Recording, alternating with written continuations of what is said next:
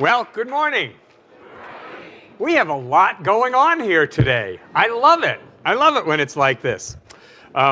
Just about 20 years ago, Don Miguel Ruiz published a book called The Four Agreements, and that's what I'm going to talk about this month. And so what he says in his book is that thousands of years ago, the Toltec wisdom was known in southern Mexico, and that those people who knew those Toltec people were known as the men and women of knowledge. And so they were a society of artists and of scientists who explored and conserved the spiritual knowledge and practice of those who were ancient to them. So, and this was in the ancient city of the pyramids outside of Mexico City, known as the place where man becomes God, which is such an interesting idea. So, due to there were European conquests, and then as with any group, there's always some little faction who's got to misuse the power, right? And so the knowledge was shielded from people who might not use it wisely, right? But it's always existed, and it's always been handed down. Now, it's not a religion, but he says that this is really a way of life. And so there are a lot of parallels in this with the science of mind philosophy, because Ernest Holmes said that this is a faith, a philosophy, and a way of life, right? So everything in existence, they believe, is a manifestation of one living being that we call God. Well, that sounds like us, doesn't it? I mean, there we are, that everything, Ernest Holmes says in his statement, What We Believe, that the manifest universe is the body of God. So everything we see is actually God incarnate. Everything is God. And so the real us, the unseen us, is pure love and pure light. And that everybody, now this is where it's going to start to get really interesting. Everybody who comes into our life is our mirror. Ooh! I know. And you liked it right up until then, don't you? You know, it's like, wow, it all sounds good. Oh, no. See? But he says, he uses this analogy, and I've heard this before, of smoky mirrors. But we're all smoky mirrors. We see ourselves actually in everybody else. But we don't recognize it because of the smoke in between us, between you over there and me over here. And that smoke, he says, is a dream. So in Buddhism, they would say that everything we see in the manifest world is Maya. It's illusion. It's not the ultimate or absolute truth. And so the mirror is you, your dream. You're the dreamer, right? So we make lots of agreements in life. He says, and the most important are the ones that we make with ourselves. You know, who you are, you know, what you feel, what you believe, how to believe. Those are the agreements that really have everything to do with how our life proceeds, in fact, how it turns out. So our agreements rule our life. Now, if we don't like the dream of our life, we need to change some agreements, right? And so we'll discover that over the next few weeks that there are these four really powerful agreements to help us break the old agreements that come from fear, that come from our past, that deplete our energy, that do not serve us. They do not empower us. In fact, they actually disempower us. And so we're going to need to have, and I know you do because you're here, you're going to need to have a strong will to adopt these four agreements. And so the promise is that if we begin to live our life with these four agreements, and they're not that difficult, at least they don't, actually, they sound not difficult. They sound like, oh, that should be really easy breezy. Yeah, sure, no problem. Sign me up. But the promise is if we can live our life with these four agreements, then the transformation that will happen in each of our lives will be absolutely amazing. Right? So number one, and this could have come from Ernest Holmes, is to be impeccable with your word. To absolutely be impeccable with your word. And I know if you're thinking what I'm thinking, well, I'm pretty good. You know, I'm so-so. I'm more than not. I'm there. I'm pretty good with that. He said, this is the most important one. This is the most important agreement, to be impeccable with your word. And it's also the most difficult to honor. It's really hard, isn't it? I mean, it would be so easy if you were just in the world all by yourself, right? If there was nobody who ever got your attention, if nobody ever did anything that just worked your last nerve, if nobody else was on the 405, right? Yeah, it would be so easy. But then, if you think about it, that's not really even accurate either, because even by yourself, and even by myself, we have agreements that do not honor, serve, or empower us. You know? So, all right, it sounds simple, but your word is the power you have to create, right? In the Bible, it says, in the beginning was the Word. So your word is the gift that comes directly from God. God has given you the power of your word to make something of the substance of your life. And we all understand this, that we can make a mess and we can make a mansion. But it's up to us. It's up to us. So your word is how we begin to express, and how I begin to express, our creative power. Because our word is connected to everything that manifests in our life. And do not kid yourself that it's not. Our word is connected to every single thing that manifests in our life experience. Because your word, my word, is like a force. It has an energy all of its own. And it's the power we have, right, to express, to communicate, to think, to create the events of our life. So your word is the most powerful tool you have as a human being. When people ask me about what's the science of mind, I say, oh God, what is the science of mind? Well, we believe that God is everywhere equally present, in and through all people and all things. We believe that your word, your thought, is the most powerful thing you have to create, heal, evolve, grow your life, right? Your word, right there, your word. And that love is a better way to be in the world. Because we've tried not love. That hasn't worked out very well. Right? We've seen the results of not love. So that's not so good. So basically, that's what I say. That's you know. And then if they really want to know more, I'll tell them, please let the plane take off first. And then you know, once we're at 30,000 feet, we can talk again. And it's like, no, I just want to ask you. I said, no, we have to pray now. We have to pray. Now is the time to pray. So the important thing is that your word is the most powerful tool that you have been endowed with by the infinite spirit, by the architect of the universe. Like he said, you know, what am I going to give them to get creative about? What am I going to give them to evolve with? Their word. But it's a double-edged sword, because it can create or it can destroy. Your word, think about this. Your word is so powerful that it can create beauty, it can create love, it can create heaven on earth, it can set you, it can set other people free. But the other side of that sword is that it can destroy, it can create hell for you and for other people. It can enslave you, it can limit other people. I mean, think about it. We've all done this. And I'm not saying this to make anybody feel bad, but we've all said something at some time to someone that didn't really lift them up. It actually kind of squashed them a little, you know? Even if you just said to your kids, can you shut up, I'm on the phone. What they hear is shut up, right? Not that you're on the phone and you're getting really important information that a doctor's trying to give you or something like that. They hear shut up, and that translates into like, ooh, you know what it just does. I'm not blaming anybody about anything. I'm just saying that our word is a double-edged sword. It can build people up, it can build us up, it can tear people down, it can tear us down. So your word is like, it's like a seed planted, and it grows. And so what I get to ask us all this morning, and what I've been thinking about, is what is my mind fertile ground for right now? Today, you know, getting to the end of 2016. Oh my God, how did that happen so fast? I mean, there's a Christmas tree out on our patio. Didn't we just put that away? Right? So what is our mind fertile ground for? See, because your word, my word, is a powerful suggestion to others. You can plant fear and doubt, or you can plant life and love. Think about it. Think about it.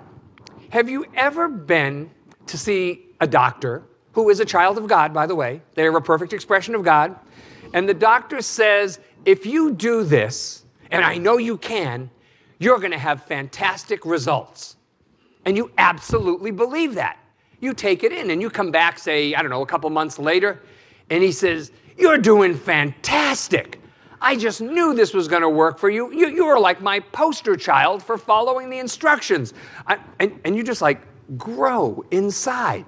Because that doctor, now he's not even like the closest person to you in your life, but that doctor, with their word, uses that sharp edge of the sword that builds you up and lifts you and makes you more. Because it's like what's happening is that doctor's faith is transferred to you. Because he believes in you, you believe in you a little bit more. Now, we all have people in our life where we do that, and we all get to do that for other people. So, in thinking about this, I think, wow, if my word is the most powerful tool I have as a human being, you know, the old saying is life and death are in the power of the tongue. This double-edged sword, wow, I kind of have to watch it, don't I? I have to watch it because the basic law of the universe is cause and effect. And that what I put out, and that includes what I speak out, what I say out about myself or another, the universe grabs that, multiplies it, and returns it to moi. Yes, that's how it goes. That's exactly what the science of mind has been teaching us, right? So, I think, you know, probably there's not a person here that at some point when we were young, somebody said something to us. It could have been another kid on the playground at recess and said, "You're stupid." And you know, the problem isn't that they said that. The problem is that sometimes we are just in a place where we're fertile ground to take that and believe it. And then you know how it works, that once you take that and believe it, you'll start to gather evidence for it. And another little piece of evidence, and another little piece of evidence, until you got this whole big bushel of evidence that, well, they said I'm stupid, I guess I must be stupid, right? And that will be so for you, because that's the law of the universe. It's done unto you as you believe. That will be so for you until you change that. So, you know, the word impeccability means without sin. Now, we don't believe in sin in the science of mind. People don't sin. They make mistakes. They miss the mark. All right? So, sin is something that goes against yourself. I think that's perhaps my favorite definition. That when we do something or say something that goes against us, that is sin. You know, so something that would, that could be something that you feel or something that you believe or something that you say. Like when you judge or blame you. Oh my God, I can't believe I did that. I'm so stupid. Well, now just think about that in terms of what we teach. What possible good is going to come out of something like that? None. We'll just save time. None. I'm here to tell you, none. There is none. Nobody gets better by that, right? We've all tried that. That is not the environment for growth and evolution and healing and expansion and greater love. It just doesn't happen that way, right? That's a myth. So impeccable is that you and I take responsibility for our actions without blame or without judgment. Because what we take responsibility for, in those areas we can heal and we can grow and we can evolve and we can thrive and we can be more than we've ever been where we take responsibility without blame or judgment. All right? So Don Miguel Ruiz says that self-rejection is the biggest sin, the biggest mistake. All right? I think, wow. But when we're impeccable, where we're impeccable in our speech, what that does is that leads to greater life.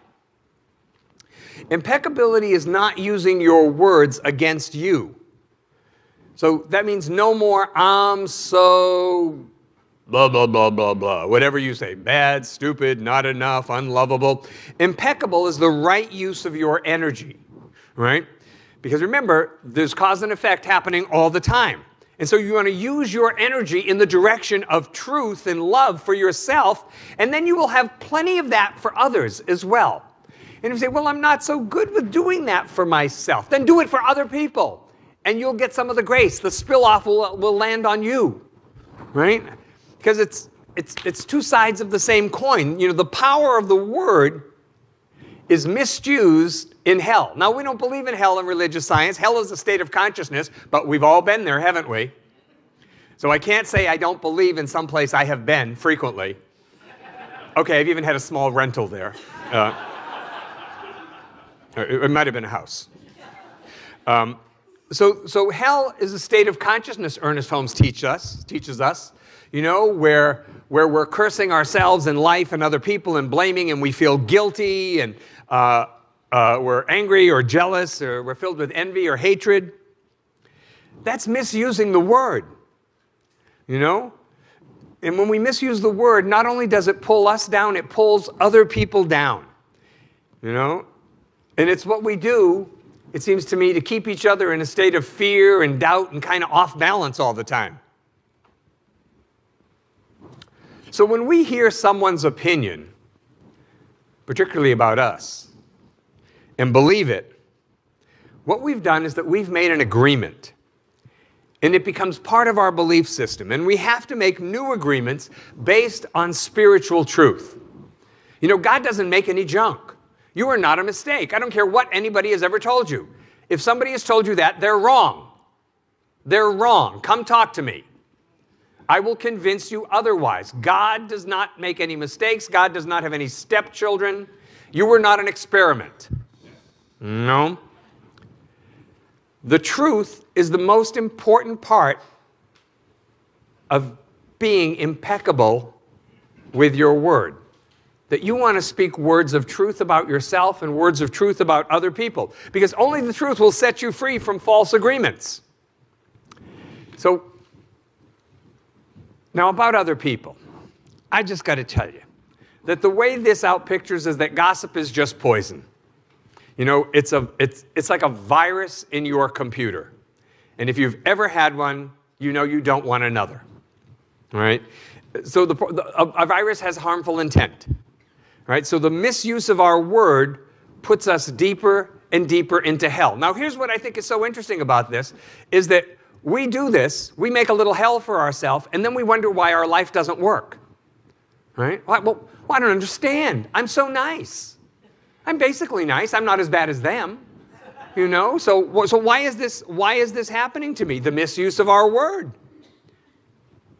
See, somebody's opinion, just like your opinion, is just a point of view. It's not necessarily truth.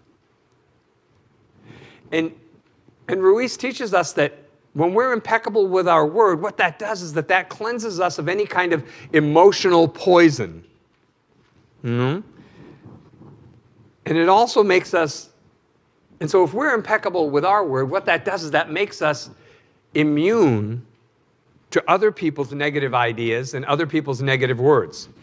So you can measure the impeccability of your word right now by the level of self-love you have. Because it's proportionate to the level of self-love you have right now is proportionate to the level and quality, the integrity of your word. You know, the thing is, just to make it really simple, when you're impeccable with your word, you're going to feel happy. You're going to feel good. You're going to feel at peace. And so for us, as students of the science of mind, what this means is that I'm going to go around and I'm going to speak life-affirming words about myself and about other people. And if it doesn't make anybody more, then I'm not going to say it. If it doesn't make me more, I'm not going to say it.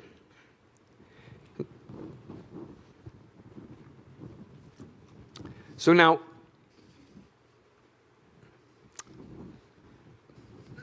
thanks, Jeannie, for the flowers. We've got to talk about this. Our good comes from God.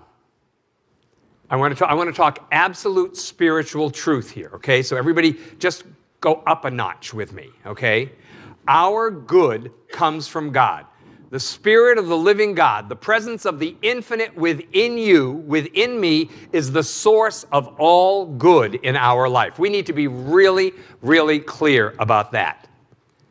That means that our good does not come from government or politicians.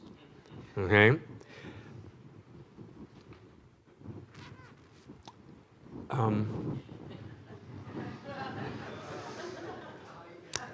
I'm trying to be very careful. I want to just talk about spiritual principle, because later when people corner me in the men's room, they're going to say, "Oh, you talked about politics and church," and it's like, could we take this up in just a couple of minutes? You know, see, the great law of life is that whatever we are against, we are creating. Okay? And so what we see often is that conditions that people are trying to solve have been created by error belief. Right? Are you with me? The conditions that people are saying, I'm going to fix this, those conditions were created by error belief. And so if I bring all of this back to the science of mind, until the beliefs are dispelled, the conditions will persist. So in every election, there are three candidates. There's our candidate, there's the other candidate, and there's God's candidate, which I believe Ernest Holmes would teach us, or has taught us, is the Christ in us, right? Now, that Christ that is within us is also within both those other candidates, by the way. I'm just trying to give you a context of how we could bring a little spiritual consciousness to this process in a couple of days. Remember, we receive what we believe, right? So if you've got something going on that says bad will happen if this one or that one is elected, I want you to know that no good will come from that for you. We receive what we believe. If we believe, all right, so here's where I'm asking us to be up on a higher rung of the ladder. If we believe that only good will come to us regardless of who wins the election, then so shall it be. Because voting actually is an act of faith. When we place our faith in someone or something that can change without our consent, we'll usually live in fear. Right? However, if we place our faith in an unchangeable source of goodness, we will always live in grace. Right? So, no, look, I got to tell you, my confession is I come from a long line of people who had plates of the presidents in their kitchens for years, okay? I know, you've seen those on the eBay and make fun of them and stuff. My people had those plates, okay? Now, the good thing about that, though, was that they saw those plates every day and they prayed for those presidents. Now, I've got to tell you, this is our country. We're living here. I don't see you all running for the northern or southern border, right? So whoever is elected, it becomes extraordinarily important that we pray for them to be divinely guided and directed for our highest and greatest good, for the highest and greatest good of everybody in the country. It does not serve us to withdraw our prayer because we may not like who wins, right? In fact, it's probably even more important if we don't like who wins to pray every day for them and the good of our country and the good of the world and for peace and all of those things. So my point is that if we place our faith in that which is changeless, right, the infinite source of good that's everywhere but also within us, we will always live in grace. Because remember, God is love. And so to place our faith in God, we have to embrace both the worldly candidates with love. I didn't say it was easy. Right? But to place our faith in God is to say, you know, I praise you and I raise you in the name of love. And I praise you and I raise you in the name of love. See, because to place our faith in God, the way that we are able to embrace both candidates is done through real spiritual practice. Okay? So I have a little prayer, and then I'll go into the treatment, and then we'll do the regular stuff that we do, okay? So, I've given you lots to talk about at breakfast, haven't I? Yes, I like that. All right, so turn your attention inward with me right now. So we'll just focus. And I know that God I am, the living Christ in me, is here and there and everywhere. The God I am is even within the minds and hearts of every American citizen. And it is here that I declare that each and every one of these blessed souls is divinely guided on Election Day to cast their votes in such a way that the highest and greatest good of the United States of America will be served. And for this, I am grateful that God is gracious. I am grateful that I am free. I am grateful that our trust in God brings freedom now to everyone. From sea to shining sea. Yeah. And so as we continue in consciousness, we just remember that we are one with the one. That the architect of the universe is right here where we are. And that we're all connected on the unseen side. So we see in our mind all of those people that we love and care about, and we wrap our spiritual arms around them. And we know that all is well with their soul. We let our prayer be a blessing in the world, so those situations that make us fearful, we say God is right there, even in the midst of that. And a perfect healing is unfolding. It's so because I declare it to be so.